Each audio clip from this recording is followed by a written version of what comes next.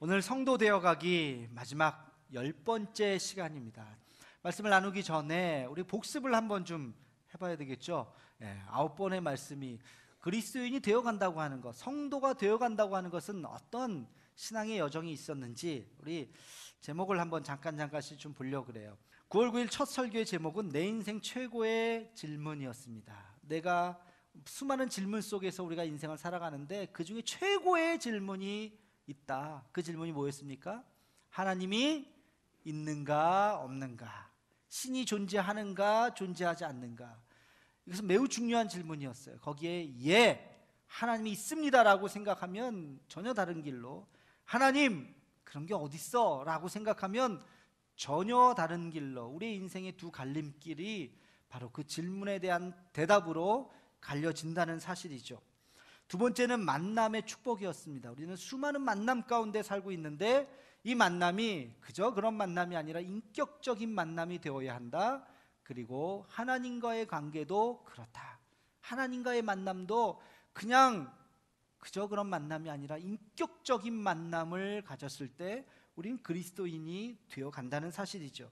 세 번째는 믿음, 새 존재의 출발점이었습니다. 신앙인이 된다고 하는 것은 부인할 수 없는 가장 중요한 변화가 믿음을 갖고 시작하는 거예요. 믿음이 뭐냐? 신앙이라고 하는 말 자체가 믿음이죠. 믿음이 뭐냐? 믿음을 갖고 유지하는 순간 우리의 역사에 새로운 인생이 펼쳐진다. 그런 이야기를 나눴어요. 네 번째는요, 예배, 하나님을 만날 때 일어나는 일이라고 하는 제목으로 말씀을 나눴습니다. 예배가 무엇이냐? 예배가 뭡니까? 하나님을 만나는 자리죠. 이 시간이 뭐예요? 하나님을 만나는 자리죠. 근데 하나님 만나서 어떻게 했다고요? 이 시간이, 하나님을 만나는 이 시간이 우리의 모든 삶에 변화가 일어나는 시간인 줄로 믿습니다. 예배를 통해서 삶의 문제가 해결될 줄로 믿습니다. 예배를 통해서 세상의 염려, 근심, 걱정이 사라지게 될 줄로 믿습니다. 예배를 통해서 우리의 연약한 육체가 치유될 줄로 믿습니다. 그리고 다섯 번째는요, 온전한 암에 대한 거예요. 온전한 암.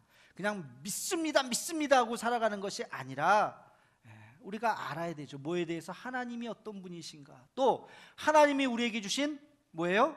말씀. 하나님의 말씀에 어떤 말씀이 담겨져 있는가 하는 것을 우리가 깨닫고 알아간다고 하는 것은 우리의 신앙이 더 견고해진다는 것입니다. 흔들리지 않는 반석과 같은 믿음에 선다는 것이죠.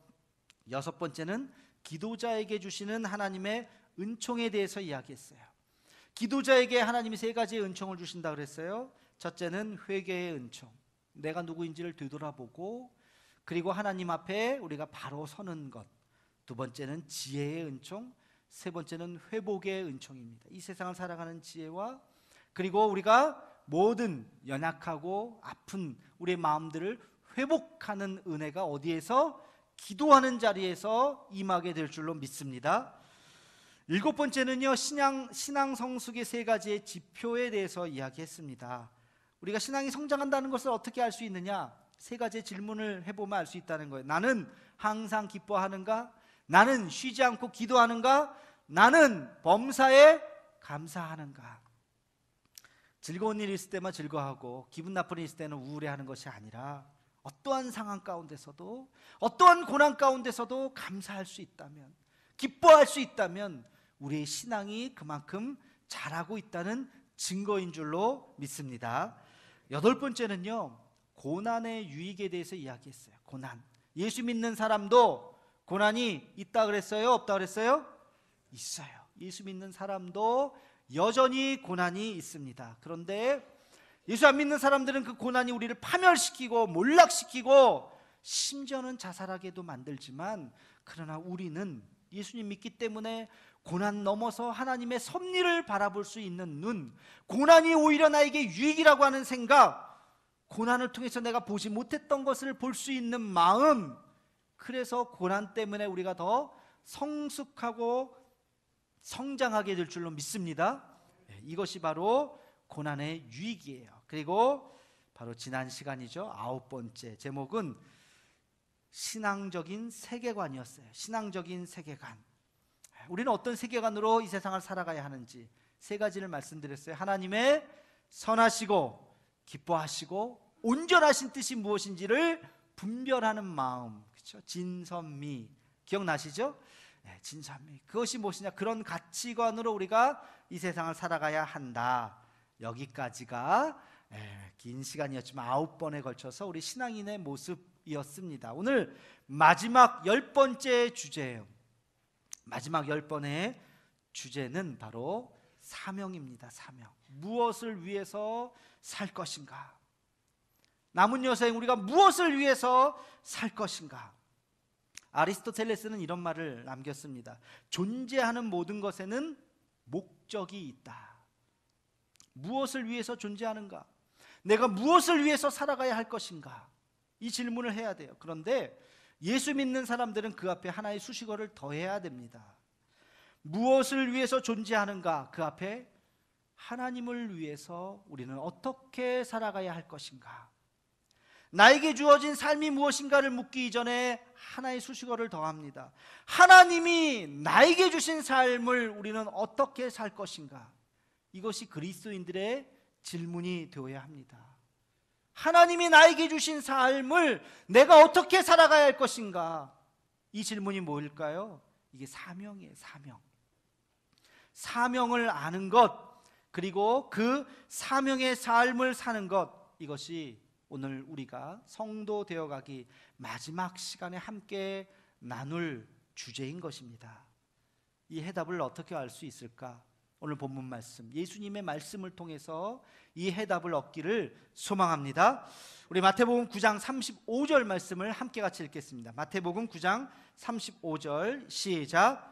예수께서 모든 도시와 마을에 두루 다니사 그들의 회당에서 가르치시며 천국 복음을 전파하시며 모든 병과 모든 약한 것을 고치시니라. 아멘. 마태가 예수님의 제자 있죠? 레위라고 이름을 가졌던 마태가 예수님을 졸졸 쫓아다니면서 예수님을 관찰했더니 공생애 중에 이런 특징이 있었던 거예요. 예수님이 어느 시골 마을에만 가는 것도 아니고 도시에도 가고 어디든지 가시는 거예요. 근데 가서 꼭 가는 데가 있어요. 그게 바로 회당이었어요. 회당에 가서 뭐 하나 봤더니 말씀을 펼쳐놓고 구약 성경 말씀을 가르치셨어요. 근데 단순히 랍비들처럼 구약 성경 말씀을 가르치는 것이 아니라 그것을 통해서 기쁜 소식, 복음을 전하셨던 거예요. 아, 예수님의 삶은 가르치시고 복음을 전파하시는 삶이구나. 어디든지 졸졸 쫓아다니면서 보니까 예수님이 그런 삶을 사셨어요. 거기에 그치는 것이 아니라 나가다 보면 아픈 사람들이 있어요. 안진뱅이들이 있어요. 눈먼 자들이 있어요. 그들을 외면하지 않고 그들을 다가가서 기도해 주시고 그리고 그들의 병을 고쳐주셨다는 거예요. 지금 마태복음 9장 35절에 그것을 기록하고 있었던 거예요. 예수님이 이 땅에 사시면서 이런 일을 하셨다. 세 가지의 동사로 얘기할 수 있어요. 가르치시며, 전파하시며, 그 다음 뭐라고요? 고치시더라. 그걸 오늘날의 관점에서 조금 해석해 보면 가르치심은 양육과 교제입니다. 양육과 교제. 전파하심은 전도와 선교입니다. 고치셨다고 하는 것은 치유와 회복의 사역입니다. 예수님의 사역은 이 세 가지로 우리가 정리해 볼 수가 있어요.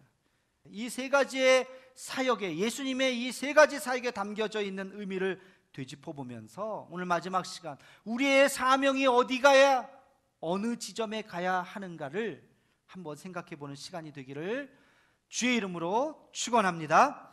첫 번째, 전파하는 것이 우리의 사명이 되기를 소망합니다. 따라해 봅시다. 복음 전파의 사명을 주옵소서. 전도와 선교의 사명이죠. 여러분, 예수 믿지 않는 자들에게 복음을 전하는 것, 더 이상의 설명이 필요할까요? 설명이 필요 없어요. 여러분, 우리 삶이 다하는 동안 우리가 복음 전파의 사명을 다해야 하는 것입니다. 이때 기억해야 되는 두 가지의 말씀이 있어요. 디모데전서 4장 2절 말씀 자막을 보시고 함께 같이 읽겠습니다. 시작. 너는 말씀을 전파하라. 때를 얻든지 못 얻든지 항상 힘쓰라. 범사의 오래 참음과 가르침으로 경책하며 경계하며 권하라. 아멘. 여러분, 여기서 핵심이 뭘까요? 때를 어떤지 못 어떤지 언제나. 자, 이제 전도하러 갑시다. 그 전도하는 시간만이 아니라 언제나 어디서든지 복음을 전할 준비를 하고 있으라는 거예요. 그리고 또 한 가지 말씀을 기억해야 합니다.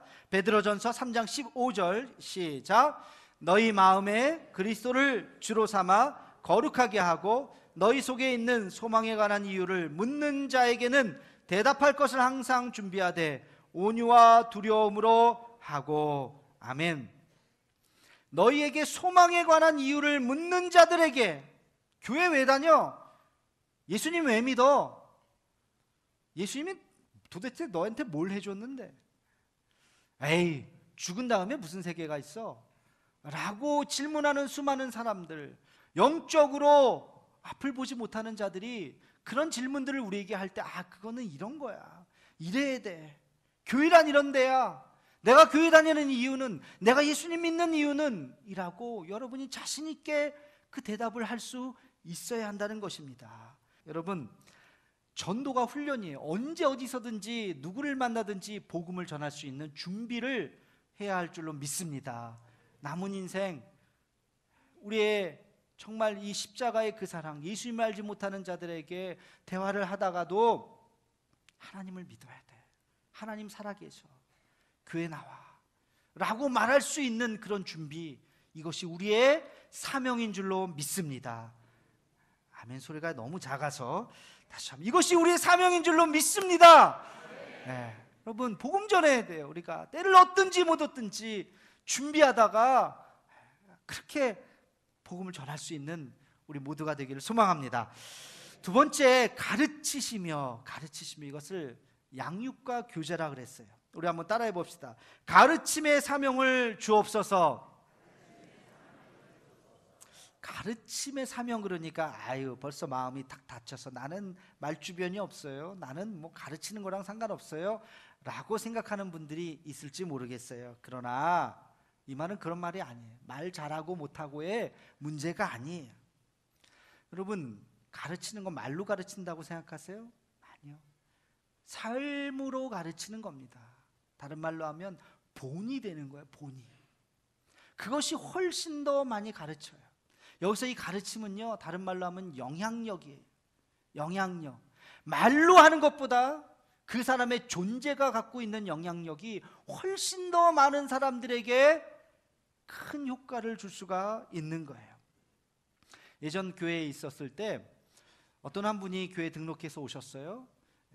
초신자예요. 처음 믿으신 분이에요. 그래서 세례를 받았어요. 근데 한 구역에 편성이 되셨어요. 그리고 한 1년여 열심히 주일 예배뿐만이 아니라 수예배도 나오시고 신앙생활 잘 하시더라고요. 서리 집사를 줬어요. 한 2년 정도 지나고, 그리고 나서 서리 집사를 주면서 그 구역에 권찰하실 분이 없어갖고 권찰을 좀 하라 그랬어요. 그리고 또 1년이 지나고 한 3년 정도 지나고 나서 이분을 구역장을 세워야 되겠어요. 구역장이 다른 구역을 맡게 됐어서, 그래서 권면을 해가지고 하세요 해갖고 그분을 염려 반, 기대 반, 걱정 반으로 구역장을 세웠어요. 그리고 몇 달이 지났어요. 이분이 잘하나 이렇게 물어봤더니 너무 잘한다는 거예요. 그 구역 식구들이 다 좋아해요. 어르신들이 다 좋아해요. 그래서 제가 불렀어요. 한번, 집사님 어떻게 이렇게 구역장을 잘하세요? 그랬더니 제가 잘해요? 저는 잘하는지 못하는지 몰라요. 그냥 배운 대로 하는 거예요. 자기 구역장이 그렇게 정성스럽게 준비하고 매주 모임 전에 연락하고 어르신들 집에 다 모셔다 드리고 자기 사비로 간식 준비 다 하고 한 분 한 분 따뜻하게 기도해 주고 구역 예배 드리는데 너무 자기는 행복했다는 거예요. 그래서 나는 구역 예배가 그냥 그런 건 줄 알고 그렇게 했다는 거예요. 그분이 거기서 그냥 이렇게 보고 배우니까 자기도 그렇게 하는 게 이게 구역 모임이구나 하고 똑같이 그렇게 따라했다는 거예요. 내가 잘하나요? 나 잘 못하는데. 아니에요. 너무너무 잘하고 계세요. 그때 제가 깨달았어요. 누굴 만나느냐가 중요하구나. 그럼 누굴 만나느냐가 중요하다. 이스라엘 역사를 보면요, 매우 특이한 점이 한 가지 나와요. 다윗, 솔로몬 이후에 남북으로 나라가 갈라지죠. 북이스라엘은 200년 동안 19명의 왕이 있었어요. 그런데 19명의 왕 중에 10번에 걸쳐서 쿠데타가 일어납니다. 쿠데타, 서로 왕이 막 다 죽여요. 남유다는요 350년이 지나갔지만 다윗의 후손으로 단 한 번도 쿠데타가 일어나지 않아요. 어떻게 그런 두 배나 긴 역사를 가지면서도 남유대는 단 한 번도 쿠데타가 일어나지 않았을까? 그 이유는 다윗이 사울을 죽일 수 있는 두 번의 기회가 있었지만 하나님의 기름 부으신 자다, 그래서 손대지 않았어요. 하나님께서 심판하시기를 기다렸어요. 그것이 다윗의 모든 자손이 남유다가 끝까지 그 왕위를 유지하게 된 이유가 됐던 것입니다. 무엇을 보고 배우는가? 교회도 보면 그런 것 같아요. 교회도 보면 싸우는 교회는 맨날 싸워요. 왜? 싸우는 것만 봤거든요. 아, 저렇게 싸워도 되는구나, 저렇게 소리 질러도 되는구나, 저렇게 막 해도 되는구나. 그걸 보니까 싸우는 거예요. 그러나 경건하고 거룩한 교회는 교회는 이렇게 사랑하는구나, 교회는 이렇게 용서하는구나, 교회는 이렇게 품어주는구나. 이걸 제가 말로 해야 여러분 알아듣습니까? 아니요. 여러분 주변에 있는 신앙의 선배들 보면서 배우는 거예요. 우리 장로님 저렇게 사랑이 많구나, 우리 권사님 저렇게 잘 섬기는구나, 우리 집사님 저렇게 기도하시는 거구나, 기도는 이렇게 하는 거구나. 말로 가르치는 게 아니에요. 그걸 보면서 배우는 거예요. 그게 교회의 전통이 되고 그게 좋은 교회가 되는 줄로 믿습니다. 사랑하는 장로님들, 권사님들, 집사님들, 사랑의 본이 되시기를 소망합니다. 섬김의 본이 되시기를 소망합니다. 믿음의 본이 되시기를 소망합니다. 우리 교회 자랑은 114년이라고 하는 숫자가 아니에요. 우리는 서로 사랑하는 교회다. 우리는 서로 섬기고 나누는 교회다. 아무개 장로님을 보라, 아무개 권사님을 봐라, 아무개 집사님을 봐라. 이게 우리 교회다. 이것이 우리의 자랑이 되기를 주의 이름으로 축원합니다. 마지막 세 번째, 고치시더라. 뭐라 그랬어요? 치유와 회복의 사명이라 그랬어요. 그럼 따라해 봅시다. 회복의 사명을 주옵소서. 사람이 살면서요 여러 가지 몸에 상처가 돼요. 그렇죠? 몸에 허리도 아프고 다리도 아프고 쑤시고 뭐 나이 들면서 그런 게 있죠. 그죠? 한 40 넘으면 50 넘으면 온전한 데가 없잖아요. 머리부터 발끝까지 종합병원이에요. 이런 분들이 많아요. 그래요. 다 그래. 근데 몸도 그런 것이 아니라 마음도 그래요. 마음도 상처나요.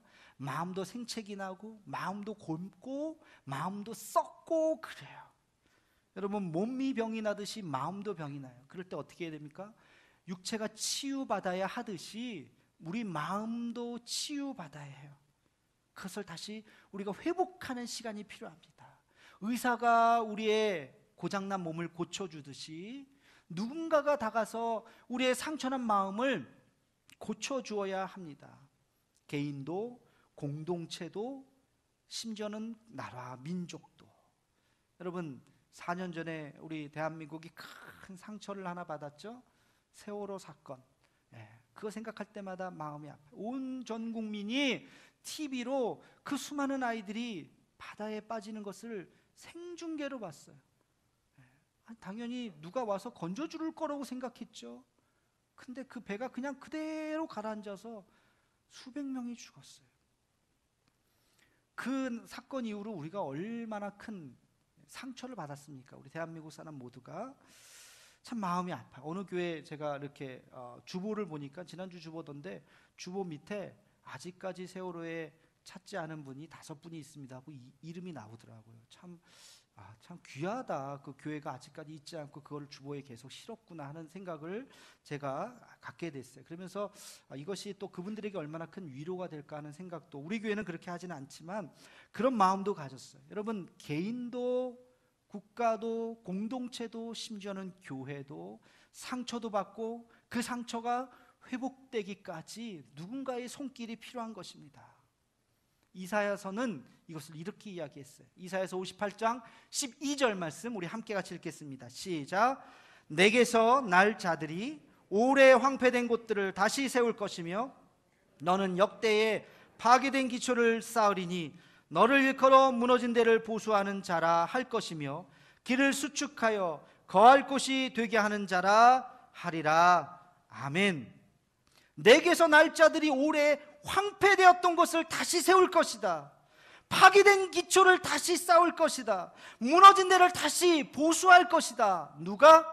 그 자손들이, 우리 그리스도인들이 해야 할 일이 바로 이런 것이라는 거예요. 무너진 데를 다시 세워야 한다는 것입니다. 한 사람이 가난한 한 사람을 봤어요. 너무나도 가난해요. 불쌍해요. 긍휼히 여기는 마음으로 그에게 다가가서 먹을 것을 줘요. 그리고 여러 가지를 섬겨줘요. 일을 할 수 있도록 도와주기도 하고 그를 위해서 기도해주고 손잡아주고 눈물 흘려줘요. 귀한 일이죠. 이것을 우리는 개인 구원이라고 말할 수 있어요. 그 사람을 돕는 것. 또 다른 사람은 그 가난한 사람을 보면서 이런 생각을 갖게 됐어요. 가만히 보니까 이분이 일을 안 하는 게 아니에요. 열심히 일해요. 아침부터 저녁까지 땀 흘리면서 일해요. 근데 여전히 가난해요. 그 자녀들을 책임지지 못할 만큼 아주 가난해요. 이 사람은 왜 이렇게 열심히 일하는데 왜 가난할까? 그 옆에 있는 사람은 맨날 노는데 저 사람은 왜 이렇게 돈이 점점 더 많아질까? 국가는 과연 뭘 하는 거지? 이 가난한 사람들을 위해서 무슨 도움을 주는 거지? 그러면서 정의로운 사회를 만들기로 힘써요. 이거를 사회구원이라고 이야기해요. 여러분, 이 치유와 회복의 사역은 이 둘 중에 선택하는 것이 아닙니다. 개인 구원에만 있는 것이 아니라 사회 구원에만 있는 것이 아니라 이 모든 것을 다 합치는 것이죠. 이것은 보수와 진보의 싸움이 아니에요. 하나님 나라에 대한 두 관점입니다. 눈물 흘리는 자의 눈물을 닦아주면서 마음 아픈 자의 손을 잡아주어야 합니다. 고통하는 자를 끌어안고 그들과 함께 같이 눈물 흘리며 위로해주는 사역이, 그것이 허무는 것을 다시 세우는 사역이에요. 동시에 같은 사랑과 정성으로 이 왜곡된 사회에 대해서 분노할 수 있어야 돼요. 예수님이 성전을 엎으신 것처럼 정의롭지 못한 자들, 일하지 않고 배부른 자들을 향해서 그 썩은 사회 지도층에 대해서 비판할 수 있어야 합니다. 잘못된 것을 잘못됐다고 말할 수 있는 용기가 있어야 하는 것이에요. 이 두 가지가 치유와 회복의 사역입니다. 그 대상은 다 다를 수 있어요.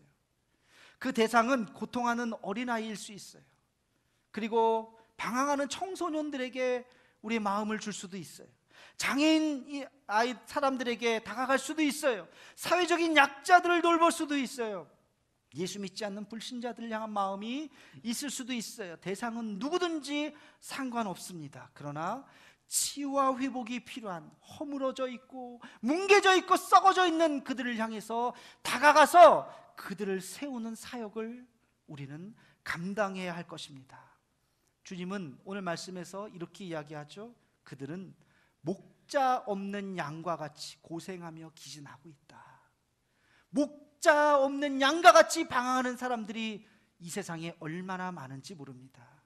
그들을 위한 일꾼이 되어달라고 기도하라. 하나님께서 우리를 부르셨습니다.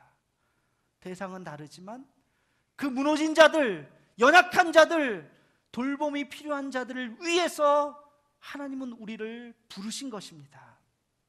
사랑하는 성도 여러분, 우리의 사명은 이 세 가지의 단어 어딘가에 있어야 합니다. 영혼을 살리는 복음 전도의 이 사명, 삶으로 가르치는 가르침의 그 사명, 그 영향력, 황폐하고 무너진 어떤 사람이나 어떤 공동체나 또는 어떤 국가나 사회를 다시 세우는 데 쓰임받는 그 사명, 이것이 우리의 사명인 줄로 믿습니다.